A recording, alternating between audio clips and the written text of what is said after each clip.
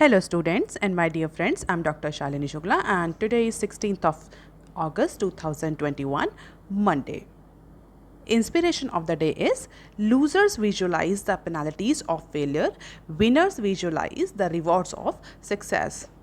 In today's discussion, we are going to cover these articles. Let's start with article number 1 given on page number 1. Gati Shakti to give rupees 100 trillion infra boost. आज के business standard newspaper में जो कल की जो important announcement थी, हमारे जो प्राइम मिनिस्टर ने कुछ इम्पॉर्टेंट अनाउंसमेंट स्कीम्स का अनाउंसमेंट किया है, मैक्सिमम न्यूज़ उसी से रिलेटेड है। और जो सबसे इम्पॉर्टेंट न्यूज़ है, जो सबसे इम्पॉर्टेंट अनाउंसमेंट जो कल करी गई है, that is all about infrastructure development, जिसमें गति शक्ति को आज बिजनेस स्टैंडर्ड ने अपने फ्रंट पेज पे कवर किया है। तो न्यूज़ क्या है ये देख लेते हैं। कोविड-19 जैसे पैंडमिक के ट्रिमर के बाद गवर्नमेंट ऑफ इंडिया ने बहुत सारे इकोनॉमिक मेजर्स लिए थे in order to fast track the economic growth. कल हमारे प्राइम मिनिस्टर ने कुछ और मेजर्स, कुछ और इनिशिएटिव अनाउंस किए हैं इंडिपेंडेंस डे में, और उसमें सबसे इम्पॉर्टेंट जो है वो है 100 ट्रिलियन प्रधानमंत्री गति शक्ति Bharat master plan. More importantly, this particular Gati Shakti Bharat Master Plan is all about the integrated infrastructure growth. अब क्वेश्चन ये उठता है कि बहुत सारे सेक्टर ऐसे थे जहाँ पर कोविड-19 का इम्पैक्ट पड़ा है, बहुत सारे सेक्टर ऐसे हैं जो कि रिसेशन में जा रहे हैं। Why government is so much concern and why government is so much focusing on infrastructure only, infrastructure के रिवाइवल पर ही क्यों इतना फोकस किया जा रहा है? तो पहली बात तो this is a very comprehensive, very broader sector, इसमें बहुत सारे सब सेक्टर आते हैं।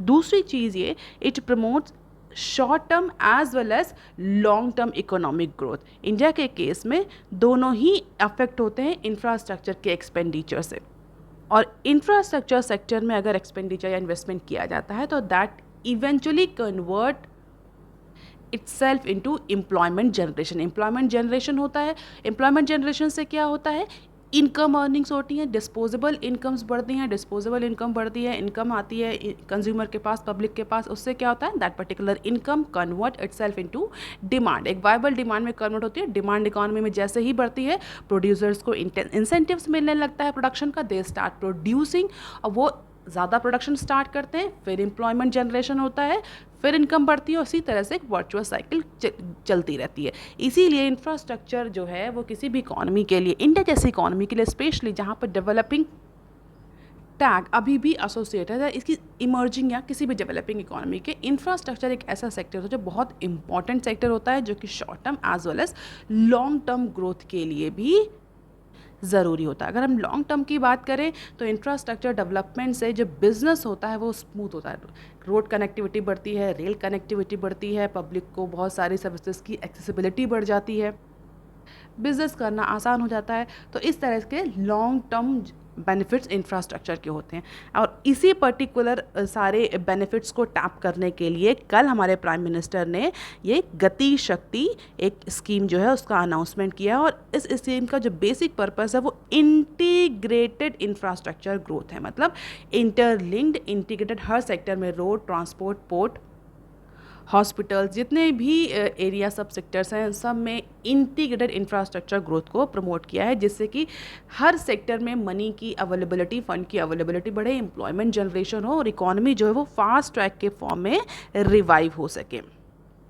इसके अलावा जो कल मेजर अनाउंसमेंट करी वो एनर्जी इंडिपेंडेंस को लेकर के करी, that is green energy, green energy को लेकर के। उस न्यूज़ को हम आगे कवर करेंगे, बट कल के इम्पॉर्टेंट अनाउंसमेंट्स में ये दो अनाउंसमेंट बहुत ज़्यादा इंपॉर्टेंट थे, जिसमें एक तो गति शक्ति और दूसरा इंडिया की जो एनर्जी इंडिपेंडेंस है उसको लेकर के। तो गवर्नमेंट ऑफ इंडिया ने, हम बोले प्राइम मिनिस्टर ने अनाउंस किया कि India has set the target of making itself energy independent और self sufficient by financial year 2047, और तब तक गवर्नमेंट ट्राई करे कि जितने भी पेट्रोलियम और फॉसिल फ्यूल से आने वाले एनर्जी सोर्स हैं उनको अदर फॉर्म ऑफ एनर्जी से या ग्रीन फॉर्म ऑफ एनर्जी से रिप्लेस कर दिया जाए। और उसके लिए नेशनल हाइड्रोजन मिशन अनाउंस किया, जिसमें अप्रॉक्सीमेटली 12 ट्रिलियन का एक्सपेंडिचर कंट्री करेगी। किस लिए? कुछ इम्पॉर्टेंट इंपोर्ट्स के लिए, एनर्जी इंपोर्ट्स के लिए, टेक्नोलॉजी इंपोर्ट्स के लिए। इसके अलावा prime minister has also held the startups unicorns for wealth creation as well as the e-commerce platform for product manufactured by women self-help group in the village. अगर गति शक्ति Bharat master plan की बात करी जाए तो गति शक्ति जो भारत मास्टर प्लान है दैट इज़ एग्जैक्टली रिलेटेड और resemble to financial year 2019 and 20 budget announcement और budget proposal related to infrastructure creation. तो 2019-2020 में जो बजट में इंफ्रास्ट्रक्चर को लेकर के जो अनाउंसमेंट करी गई थी उससे बहुत ज़्यादा रिजेंबल करता है मतलब उतना ही एक्सपेंडिचर अप्रॉक्सीमेटली गवर्नमेंट ने अनाउंस किया है, जो कि 2019 के इंडिपेंडेंस डे में इंफ्रास्ट्रक्चर में गवर्नमेंट ने अनाउंस किया था. किस प्रोजेक्ट के तहत? National infrastructure pipeline project. तो NIP के तहत जितना इंफ्रास्ट्रक्चर एक्सपेंडिचर या इन्वेस्टमेंट गवर्नमेंट ने 2019 में अनाउंस किया था वही सेम अमाउंट का एक्सपेंडिचर गवर्नमेंट ने गति शक्ति भारत मास्टर प्लान के तहत इस पर्टिकुलर इंडिपेंडेंस डे में अनाउंस किया है. तब क्वेश्चन ये उठता है कि कितनी success national infrastructure pipeline project की रही और कितनी सक्सेस गति शक्ति भारत मास्टर प्लान की होगी. ऑल्दो अगर हम देखें नेशनल इंफ्रास्ट्रक्चर पाइपलाइन प्रोजेक्ट तो ये एक ओवरऑल इंफ्रास्ट्रक्चर डेवलपमेंट के लिए था, जबकि गति शक्ति नाम से पता चल रहा है Gati Shakti that is for fast track economic revival. ये जो स्कीम है, ये जो प्लान है, ये basically interconnectivity interconnection between road, rail, air, waterways इन सब को प्रमोट करने के लिए ज़्यादा इंक्लाइंड है, जबकि नेशनल इंफ्रास्ट्रक्चर पाइपलाइन एक ओवरऑल इंफ्रास्ट्रक्चर डेवलपमेंट के लिए था. और इसके अलावा इलेक्ट्रॉनिक मैन्युफैक्चरिंग या अदर टाइप की जो मैन्युफैक्चरिंग सेक्टर्स हैं, चाहे वो फाइटर एयरक्राफ्ट्स हों, चाहे वो मोबाइल फ़ोन्स हों, उसको लेकर के डोमेस्टिक प्रोडक्शन को प्रमोट करने के लिए भी प्राइम मिनिस्टर ने एम्फेसिस किया. तो इंडिया या इंडियन मेड फाइटर एयरक्राफ्ट्स और मोबाइल फ़ोन्स की मैन्युफैक्चरिंग को भी लेकर के कल प्राइम मिनिस्टर ने अनाउंसमेंट किए. तो गवर्नमेंट का एक मास्टर प्लान है बेसिकली गति शक्ति. इसको पेज नंबर एक्चुअली हुआ क्या है, गति शक्ति को दो जगह कवर किया गया है, दो पेजेस में. तो I have combined all the news that are actually related to this particular news और this particular issue into one column. तो इकोनॉमिस्ट का ये कहना है कि जो गति शक्ति प्लान लाया है government that is all about improving or speeding up the economic recovery through infrastructure building. And apart from economic recovery, this particular scheme is also very important for creation of hospitals, schools and other social infra that form a very fabric of national infrastructure pipeline identified by government task force in financial year 2019.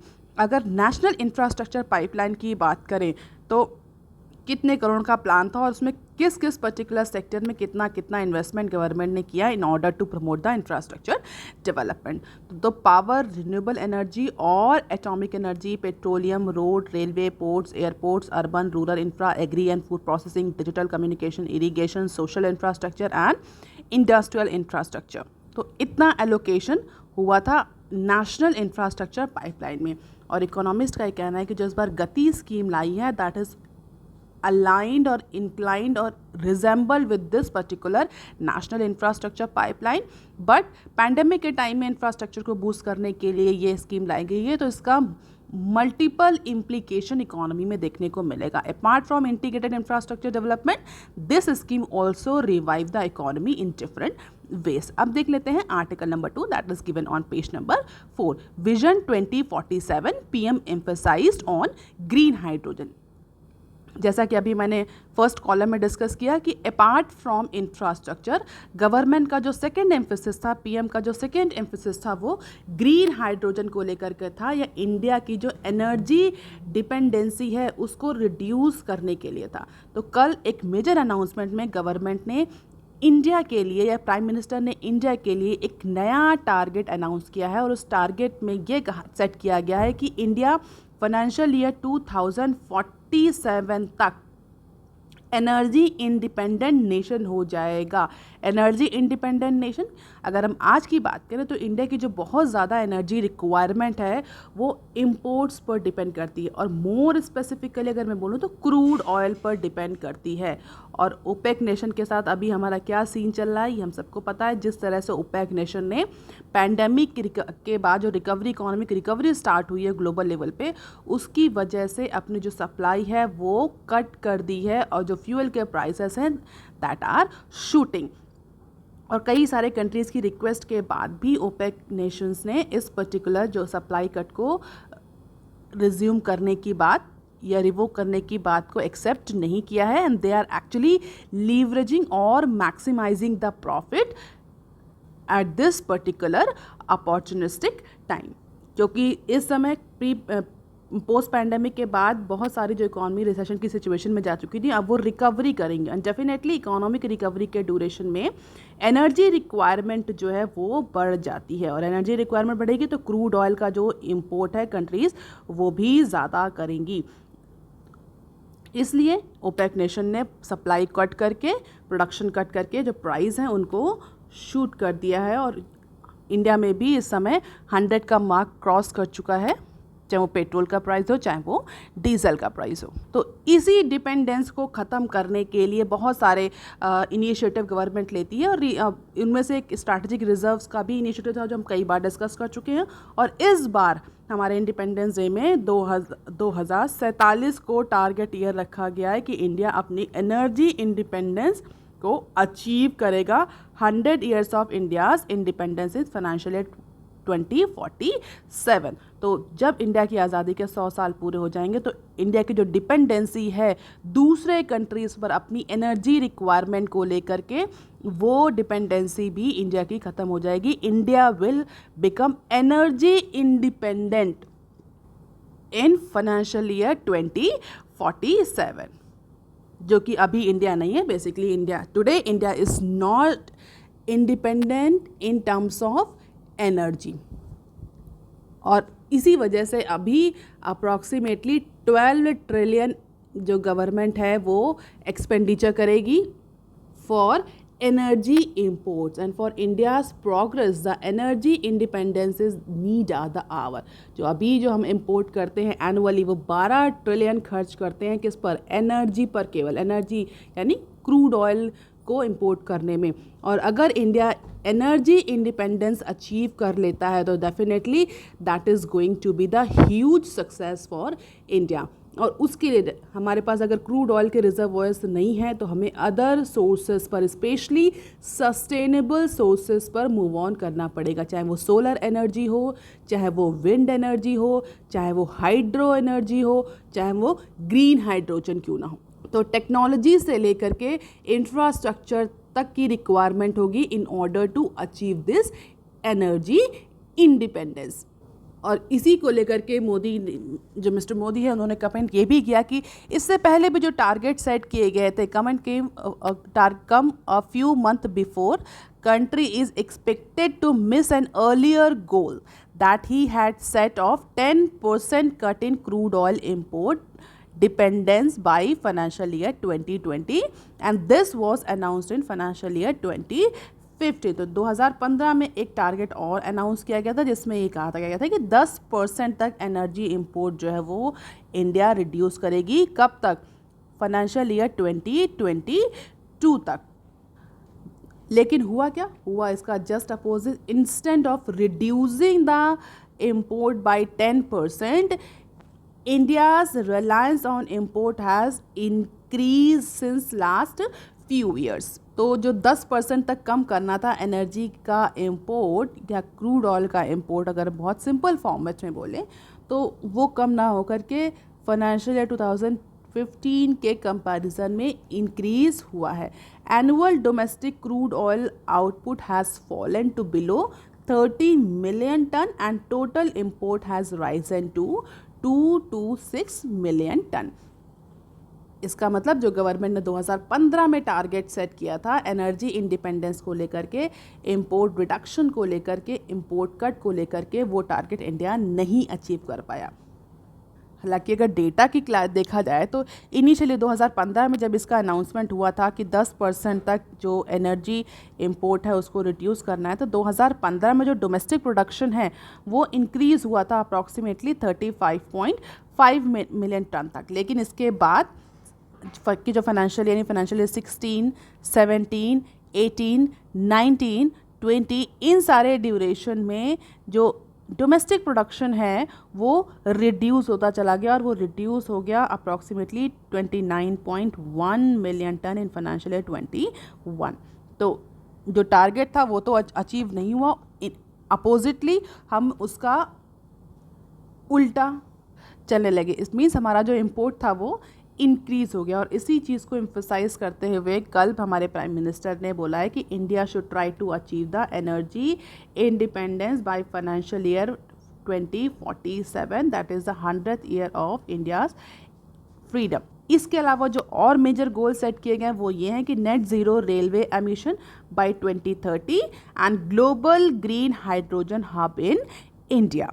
तो ये कुछ major goals जो हैं वो India के लिए set किए गए हैं फॉर अपकमिंग ईयर्स, जिसको कल हमारे प्राइम मिनिस्टर ने इंडिपेंडेंस डे पे अनाउंस किया। अब देख लेते हैं article number 3 that is given on page number 6। Inflationary pressure likely to build up after October and November. Day before yesterday we have discuss the news about the retail inflation, जहाँ पर हमने ये discuss किया था कि retail inflation जो है वो 6 का मार्क से थोड़ा सा नीचे आ गई है, 5.9% तक रिटेल इन्फ्लेशन रिड्यूस करी है आफ्टर 3 months हाइक, जो कि 3 महीने से लगातार 6 का मार्क क्रॉस करके चल रही थी। तो कुछ रिडक्शन देखने को मिला है, कुछ रिलैक्स मिला है, कुछ ईज हुई है रिटेल इन्फ्लेशन। लेकिन इकोनॉमिस्ट और एक्सपर्ट्स का ये कहना है कि जुलाई is only the transition period, it is only transitory. जो भी ये रिटेल इन्फ्लेशन कम हुई है 5.9% पर आई है, ये केवल मोमेंटम है। अक्टूबर और नवंबर तक फिर से ये जो इन्फ्लेशन है ये बढ़ना शुरू हो जाएगी इस पर्टिकुलर कैलेंडर ईयर में, after consumer demand rises with supply constraint remaining and low base effect on previous year wand away. तो जो लो बेस इफेक्ट था पिछले साल का वो ख़त्म हो जाएगा। क्यों? क्योंकि अगर आपको याद हो तो जुलाई तक, अगर फर्स्ट पैंडेमिक की वेव आपको पता हो तो जुलाई तक आते आते कुछ केस जो थे वो कम हो गए थे। अगस्त, सितंबर, अक्टूबर तक बहुत जगहों से रिस्ट्रिक्शंस भी कम हो चुके थे और इकोनॉमी जो थी वो फेस्ड मैनर में ओपन हो रही थी लास्ट कैलेंडर ईयर में। तो जो बेस इफेक्ट दिखना था वो केवल अप्रैल, मई और जून के डेटा में था, जुलाई के डेटा में थोड़ा बहुत। इसके बाद जो बेस इफेक्ट, लो बेस इफेक्ट है वो भी रिड्यूस हो जाएगा। लेकिन जो रिटेल इन्फ्लेशन है वो नवंबर अक्टूबर से फिर बढ़ना शुरू होगी। क्यों बढ़ेगी? एक्सपर्ट्स और इकोनॉमिस्ट ने उसका भी रीज़न दिया है, क्योंकि कंज्यूमर डिमांड बढ़ेगी। कोविड के केसेस जो है वो कम हो रहे हैं, स्टेट्स में जो रिस्ट्रिक्शंस इम्पोज थे वो भी रिलैक्स किए जा रहे हैं। तो बहुत सारे सेक्टर्स में कंज्यूमर की डिमांड बढ़ेगी। लेकिन डिमांड बढ़ने के साथ साथ सप्लाई इंश्योर नहीं हो पाएगी। प्रोड्यूसर्स जो हैं they can not ensure the proper supply, they can not fulfil the raise demand because of number of supply constraints remaining. अब डिमांड है लेकिन सप्लाई नहीं है तो डेफिनेटली प्राइस बढ़ेंगे किसी भी प्रोडक्ट के, किसी भी गुड के, किसी भी सर्विस के। और इसीलिए जो इकोनॉमिस्ट है उनका ये कहना है कि this particular reduction in retail price inflation is just a transitory phase. नवंबर के बाद से, अक्टूबर के बाद से कंज्यूमर डिमांड बढ़ने की वजह से फिर से जो इन्फ्लेशन है वो 6 का मार्क क्रॉस कर जाएगी। और यहाँ पर हम क्यों बार बार 6 नंबर को डिस्कस कर रहे हैं? क्योंकि अगर आपको पता हो आरबीआई का इन्फ्लेशन को लेकर के जो टारगेट है वो कितना है, 4 ± 2 का, यानी 2 से 6 की एक रेंज आरबीआई ने रखी है कि इन्फ्लेशन 2 से नीचे नहीं, 6 से ऊपर नहीं होना चाहिए। 4 ± 2 का टारगेट आरबीआई ने सेट कर रखा है इन्फ्लेशन के लिए इंडिया में। And CPI that consumer price index, जो हमारा इंडेक्स है वो हम यूज़ करते हैं किसके लिए? रिटेल इन्फ्लेशन को मेजर करने के लिए। और इसमें फूड और फ्यूल, ये आप याद रखेंगे, फूड और फ्यूल जो होते हैं वो इम्पॉर्टेंट पार्ट कॉन्स्टिट्यूट करते हैं, हाई वेटेज होता है इन दोनों ही प्रोडक्ट्स का। तो फूड के प्राइस में जब भी चेंज होगा सीपीआई तुरंत चेंज होगी, फ्यूल के प्राइस में जैसे चेंज होगा तुरंत चेंज होगा। और आपको पता है फ्यूल के प्राइसेस इस समय एकदम शूट कर रहे हैं मार्केट में, जिसकी वजह से सीपीआई जो है वो भी इंक्रीज होता हुआ दिख रहा है लास्ट फ्यू मंथ से। और इसी की वजह से, इन्फ्लेशन की वजह से आरबीआई के पास बहुत ज़्यादा विंडो या बहुत ज़्यादा मार्जिन अवेलेबल नहीं होगा। किस लिए? लिक्विडिटी सप्लाई को इंश्योर करने के लिए, मार्केट में मनी सप्लाई को इंक्रीज करने के लिए। जबकि पैंडेमिक के टाइम में, पोस्ट पैंडेमिक या इस रिकवरी की स्टेज में मार्केट में ज़्यादा से ज़्यादा मनी सप्लाई होनी चाहिए in order to support the economy. Investment support करने के लिए, एक्सपेंडिचर को सपोर्ट करने के लिए, डिमांड को सपोर्ट करने के लिए आरबीआई को मनी सप्लाई बढ़ानी चाहिए। लेकिन इन्फ्लेशन इतनी ज़्यादा बढ़ी हुई है कि एमपीसी के पास बहुत ज़्यादा मार्जिन नहीं है कि वो मार्केट में मनी सप्लाई बढ़ा पाए। क्यों? क्योंकि जैसे ही मनी सप्लाई बढ़ेगी मार्केट में, इन्फ्लेशन और ज़्यादा बढ़ेगी। ऑलरेडी इन्फ्लेशन जो है वो हाई नॉच पर चल रही है, और सप्लाई बढ़ाने के बाद इनकम बढ़ेगी और इमीडिएटली फिर से डिमांड बढ़ेगी। बट मनी सप्लाई बढ़ने से इनकम तो बढ़ेगी, मार्केट में पैसा भी आएगा, डिमांड भी बढ़ेगी, लेकिन उस डिमांड को सैटिस्फाई करने के लिए, डिमांड को फुलफिल करने के लिए सप्लाई नहीं हो पाएगी गुड्स की, प्रोडक्ट्स की, सर्विसेज की, because of the number of supply constraints as per the economist. इसी वजह से इकोनॉमिस्ट का ये कहना है कि जो मॉनेटरी पॉलिसी कमेटी है वो आगे आने वाले टाइम में जो पॉलिसी रेट्स हैं उनको बहुत ज़्यादा बढ़ा भी नहीं पाएगी और बहुत ज़्यादा चेंजेस नहीं कर पाएगी up to the third quarter of current financial year, since economic growth is a concern. And as per the former chief statistician, going forward consumer demand may rise quickly while that for investment is in bad shape। अब चूंकि market में money supply नहीं होगी तो जो producers हैं, business owners हैं, businessman हैं, वो उनके पास लोन नहीं होगा, फंड नहीं होगा कैपिटल रिक्वायरमेंट के लिए, कैपिटल एक्सपेंडिचर के लिए, तो definitely that will affect the investment as well. तो अभी क्या सिचुएशन चल रही है, इकोनॉमी को ज़रूरत है ज़्यादा मनी सप्लाई की, ज़्यादा लिक्विडिटी की, बट इन्फ्लेशन इतनी ज़्यादा है कि आरबीआई जो है वो बहुत ज़्यादा मनी इंश्योर या लिक्विडिटी इंश्योर नहीं कर पा रही मार्केट में, कि inflation is one of the very important target for RBI. और अगर इस सिचुएशन में, रिसेशन की सिचुएशन में आरबीआई ने इन्फ्लेशन को कंट्रोल नहीं किया तो जो इंडियन इकोनॉमी है वो एक अलग ही सिचुएशन में चली जाएगी, जहाँ पर इन्फ्लेशन हाई होगी बट जो इकोनॉमिक एक्टिविटीज़ होंगी वो बिल्कुल मिनिमम होंगी। तो आप बताएंगे मुझे इस सिचुएशन को क्या कहते हैं, जब इन्फ्लेशन बहुत ज़्यादा हाई होती है बट जो इकोनॉमिक ग्रोथ होती है, जीडीपी ग्रोथ होती है, वो बहुत कम या रिड्यूस या निगेटिव होती है। What we call that particular situation. Generally ऐसा अज्यूम किया जाता है कि इन्फ्लेशन बढ़ने के साथ साथ जो है वो इकोनॉमिक ग्रोथ भी बढ़ती है, या इसको वाइसे वर्सा भी कह सकते हैं, जैसे जैसे जीडीपी ग्रोथ करती है, इकोनॉमी ग्रो करती है, इन्फ्लेशन भी बढ़ता है। And that is why there is always a trade off between these two. RBI को ट्रेड ऑफ करना पड़ता है कि कितने इन्फ्लेशन तक रखना है, कितना ग्रोथ को सस्टेन करना है, कितने इन्फ्लेशन को सस्टेन करना है, कितना इन्फ्लेशन एक इकोनॉमी बर्दाश्त कर सकती है in order to achieve a specific economic growth rate. And this is the data about CPI inflation, food inflation, petrol inflation and diesel inflation. और अगर आप सारे ग्राफ्स को देखें तो आप क्लियरली देख सकते हैं कि किस तरह से जो इन्फ्लेशन है वो अभी फ़िलहाल के लिए थोड़ा सा जुलाई के मंथ में थोड़ा सा रिड्यूस हुई है, बट ये फर्दर इंक्रीज करेगी आगे आने वाले टाइम में। हालांकि अगर फाइनेंशियल ईयर 20 से कंपैरिजन किया जाए, अगर फाइनेंशियल ईयर 20 से कंपैरिजन, अगर इस पर्टिकुलर स्लोप को ना देखें और फाइनेंशियल ईयर 20 से कंपेयर करें तो हम देख सकते हैं there is a huge difference in case of CPI inflation. CPI inflation जुलाई 20 में 6.73 थी, जो कि जुलाई 21 में 5.59 पर है, थोड़ा सा रिडक्शन है।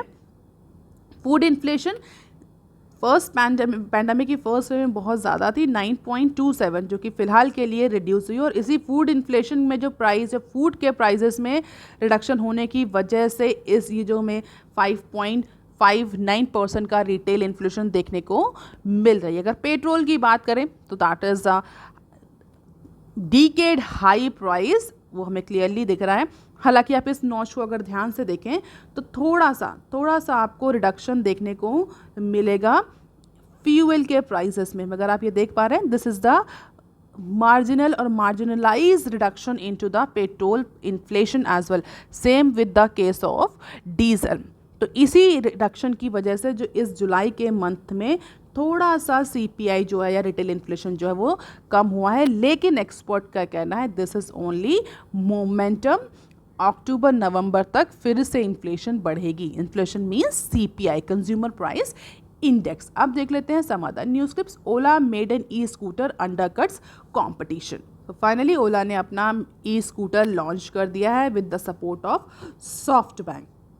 तो SoftBank backed Ola electronic took a wrap off its maiden e scooter, जिसमें Ola S1 and S2 pro for commercial launch on Sunday, जिसके जो प्राइस है अप्रॉक्सीमेटली 1 लाख तक के रखे गए हैं, excluded state government incentives, registration fee, insurance cost, as per the founder of Ola. और ऐसा कहा जाता है कि ये जो स्कूटर हैं that is specially design and manufactured in India for world and will deliver the best scooter experience to the consumer. तो एक नया कॉम्पिटिशन, एक नया इंडस्ट्री है, ये कह सकते हैं कि बिल्कुल ओला ने एक नया फ्रंटियर ओपन कर दिया है in case of e scooter. And as per the Ola 2025 के बाद से there should be no petrol based two wheeler in India. हालांकि डिफरेंट स्टेट में जो प्राइस हैं वो थोड़े से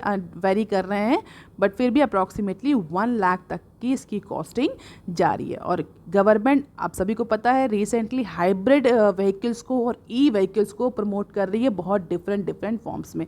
अगर आप थोड़ा सा अवेयर हो तो आपको पता होगा कि इवन इलेक्ट्रॉनिक व्हीकल्स को खरीदने पर कुछ टैक्स रिबेट, इनकम टैक्स में भी कुछ रिबेट मिल रहा है अप्रॉक्सीमेटली 1.50 लाख का फॉर अ पर financial year based on interest. और इसी तरह गवर्नमेंट ने एक फेम स्कीम भी लॉन्च करी थी। If you know what is fame scheme, तो ओला फिलहाल के लिए फर्स्ट मूवर एडवांटेज को टैप करने के लिए ई स्कूटर को लॉन्च कर चुका है। अब देख लेते हैं next clip. Securities tax mop up 70% of the budget target emit market rally. So more than 70% of the budget target for collection of the security transaction tax has been achieved by August itself on the back of increased retail participation in the stock market. Stock market इस समय एक अलग ही position पर चल रहा है, जिसकी वजह से जो बजट टारगेट रखा गया था, बजटरी टारगेट किसके लिए, collection of STT। What STT? Security transaction tax. Securities जो भी खरीदते बेचते हैं उसमें जो ट्रांजैक्शन में जो कैपिटल गेन होता है उस पर टैक्स लगता है।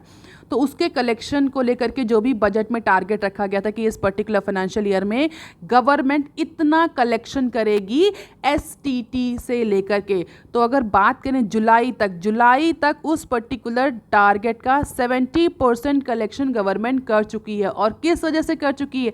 Amid the market rally. Market में जो रिटेल पार्टिसिपेशन इंक्रीज हुआ है उसकी वजह से। तो अगस्त के में जो STT कलेक्शन रहा है वो 8,800 करोड़ का रहा है, जो कि टारगेट कितना सेट किया गया था इस फाइनेंशियल ईयर के? 12,000 करोड़ का, 12,500 करोड़ का टारगेट सेट किया गया था। तो growth is 64% over the mop up of 5,291 crore until अगस्त 2020। और एक्सपर्ट का क्लियर कहना है कि जो STT कलेक्शन बढ़ा है वो सिंपली ओवरहीट मार्केट की वजह से बढ़ा है। रिटेल जो पार्टिसिपेशन है वो स्टॉक मार्केट में बढ़ गया और स्टॉक मार्केट में जो इस समय रैली आई है इसकी वजह से गवर्नमेंट का जो कलेक्शन है वो 70% तक का टारगेट कलेक्शन जुलाई के अगस्त के मंथ में ही हो चुका है। और अगर STT कलेक्शन की बात करें पिछले कुछ सालों में, तो 2019, 2020 और 2021 कैलेंडर ईयर या 2020, 2021, 2022 फाइनेंशियल ईयर, इसमें ये गवर्नमेंट का blue is the target and orange bar is the collection.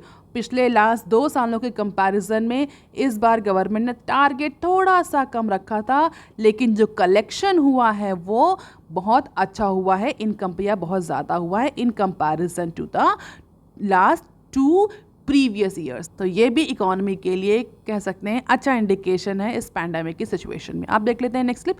JNPT regains pre covid cargo volume in April and July. तो एक्सपोर्ट ने मोमेंटम तो फिर से गेन करने की कोशिश करी। हालांकि इंडिया में एक्सपोर्ट की बात करें तो पैंडेमिक की वजह से एक्सपोर्ट बहुत ज़्यादा अफेक्ट नहीं हुआ, स्पेशली सेकेंड वेव में। लेकिन अगर हम जवाहरलाल नेहरू पोर्ट ट्रस्ट की बात करें, जिसको हम सीधे शॉर्ट फॉर्म में JNPT कहते हैं, this is one of the major port in India. तो उसमें जो कंटेनर का जो वॉल्यूम है, कंटेनर पोर्ट या कार्गो का जो वॉल्यूम है, वो प्री कोविड लेवल अचीव कर चुका है अप्रैल और जुलाई के मंथ में। तो that is indicating the significant momentum और gain in the export of India. क्यों? क्योंकि कार्गो वॉल्यूम बढ़ रहा है, तो कहीं ना कहीं ये इंडिकेट कर रहा है कि इंडिया में एक्सपोर्ट इंपोर्ट भी बढ़ने लगा है। And as per the data, the country's largest container port that is JNPT aim to sustain pre-COVID level of cargo volume amid continued container shortage। हालांकि कंटेनर शॉर्टेज की भी एक न्यूज़ आई थी बीच में, हमने डिस्कस भी किया था, जिसको लेकर के एक्सपोर्ट की थोड़ा सा कॉस्ट बढ़ी थी। कंटेनर की शॉर्टेज को एक हैवॉक क्रिएट किया गया था। तो JNPT has already regain its traffic to pre Covid level in the April and July period and we have sustain the volume since there is a good export import momentum and we should grow at 4% on annual basis. तो cargo का volume भी बढ़ना economy के लिए एक अच्छा indication है amid the news of shortage of containers. और इसीलिए टर्न अराउंड टाइम को भी इम्प्रूव करने की बात करी है JNPT ने। टर्न अराउंड टाइम के बाद जो freezing up the container stacked at customs, investing in dwarf containers are the few measures that JNPT is taking to contain the container shortage, to actually reduce the impact of container shortage। जो container shortage की वजह से जो export import affect हुआ था other ports पे, उसको remove या उसके इफेक्ट को मिटिगेट करने के लिए फ़िलहाल JNPT ने क्या किया, कुछ जो मेजर्स हैं वो लिए। मेजर्स क्या है? सबसे important turn around time. Turn around time को रिड्यूस करो, जो कंटेनर्स कस्टम्स में फंसे हुए हैं उनको रिलीज़ कराओ, छोटे छोटे कंटेनर्स पर ज़्यादा फोकस करो rather than going for the big containers जिनकी अभी शॉर्टेज है। और इसकी वजह से जो वॉल्यूम रहा कार्गो का अप्रैल और जुलाई के टाइम में वो प्री कोविड लेवल तक पहुंच गया as per the data. You can see this into the graph and this is the data for financial year 19-2020। So that's all for today students. If you want lecture PDF, you can join my Telegram channel. You can also